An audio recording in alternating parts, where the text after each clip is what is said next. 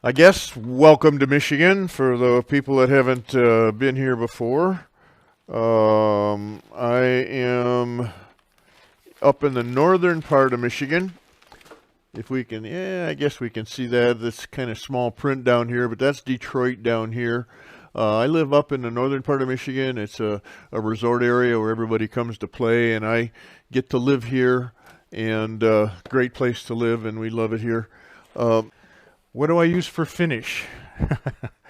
It starts off by talking about the methods that I use that makes the clean cuts to begin with. The grain orientation issue is huge, going the correct way to the grain, downhill to the fibers, sharp tools, steep angles, so that I never tear anything out.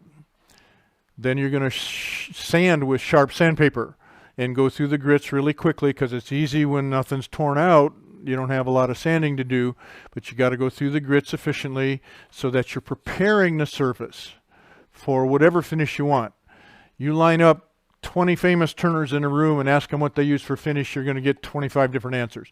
It doesn't matter if you've prepared the surface and you haven't torn it up to begin with. Okay, so that's where the methods and the techniques come in so that you don't have to worry about that. What do I use? I use a wiping varnish. I wipe it on, I wipe it off.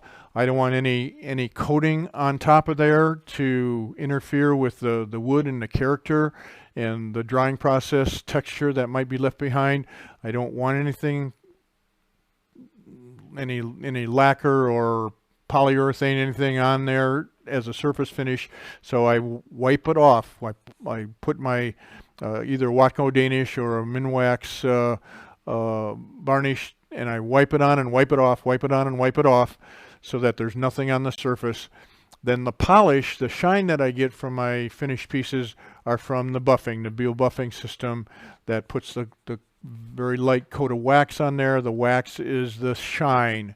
The surface is protected from the oil underneath, but there's no surface coating on it. I don't put a finish on it.